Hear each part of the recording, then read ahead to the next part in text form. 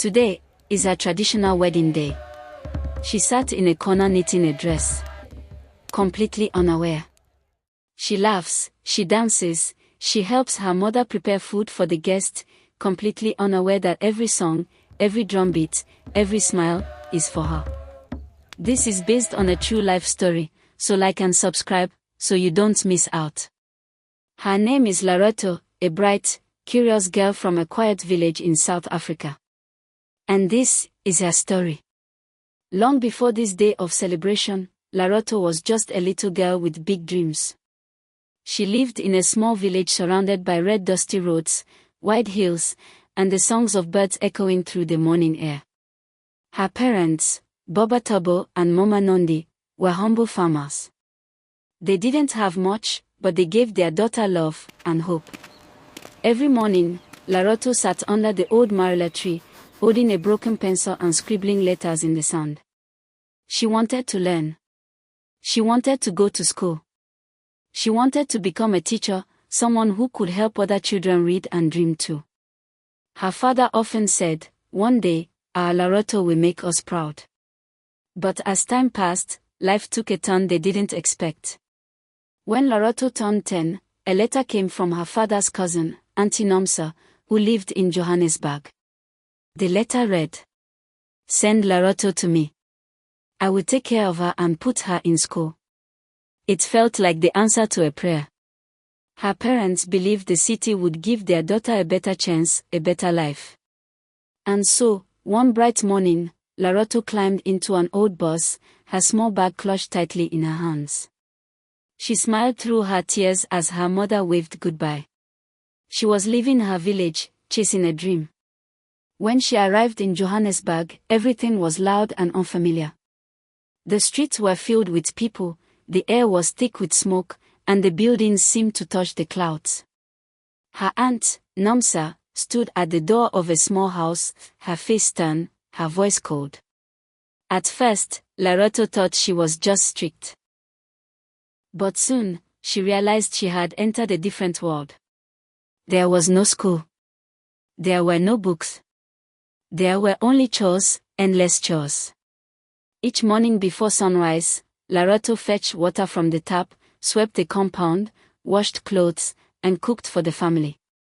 While Auntie Nomsa's children went to school dressed in neat uniforms, Lerato stayed behind with a broom in her hand and tears in her eyes. Days turned to weeks. Weeks turned to months. And still, no one mentioned school. 2 years passed before Auntie Nomsa finally enrolled her in primary 4. Lerato was older than most of her classmates, but she didn't care. For her, it was a chance, a small light in the darkness. But the joy didn't last. Auntie Nomsa's anger grew worse each day. She scolded Lerato for small mistakes, punished her for things she didn't do, and treated her more like a servant than a child. Then came the night that changed everything. After a long day of work, fetching water, cooking, sweeping, washing, Lerato was so tired she fell asleep beside the kitchen fire. When Auntie Nomsa found her, she became furious. She grabbed a broomstick and began to beat her again and again until the child screamed in pain. The beating was cruel. It was merciless. Why are you sleeping in my kitchen? And that night, Lerato made a decision. She ran away. Barefoot, frightened, and crying, Lerato ran through the dark streets. Her small voice echoed as she whispered, "I just want to go home." She wandered until she met a few neighborhood children who asked softly, "Sissy, why are you crying?"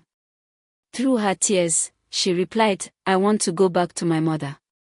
A kind neighbor took her in and gave her water. The next morning, the woman spoke with Auntie Nomsa. After many pleas, Auntie Nomsa agreed to send Lerato back to her parents. When Lerato arrived home, her mother was waiting. She dropped everything and ran toward her daughter, holding her tightly, crying into her hair. For a while, life seemed peaceful again. Lerato helped her parents on the farm, sang with her friends, and dreamed of going back to school. But peace in her world never lasted long. One afternoon, Baba Tobo gathered the family and said, "Your uncle has returned from the war. He was gone for many years, and now he is back. We must celebrate. The village came alive. Women danced, men beat drums, and children clapped their hands in joy. Lerato helped her mother prepare food, smiling as laughter filled the air. Then, her mother called her inside. She dressed her in a bright red wrapper, tied beads around her neck, and rubbed oil on her face. Lerato giggled and said, "Mama, why are you dressing me like a bride? Is there a ceremony today?" Her mother smiled faintly and said, "Don't worry, my child. You'll understand soon." That evening, as the stars lit up the sky and the drum slowed down, Lerato sat beside her mother by the fire. After a long silence, her mother spoke quietly. "Lerato, the man we are celebrating, he is not your uncle. He is your husband." Lerato froze. She stared at her mother, her voice trembling. "My husband? But Mama, I'm only 14. What about school? What about my dream?" Mama Nandi turned away and whispered, "He promised to take care of you. He said he will send you to school. Trust us, my child."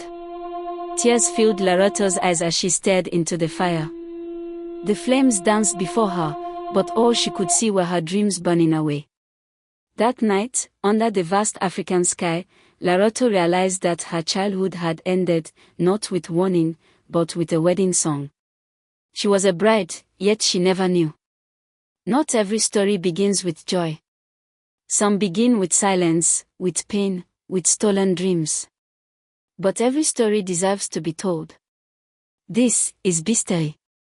Episode 2 coming soon. If you want more stories like this, do well to hit the like button, subscribe and share this video.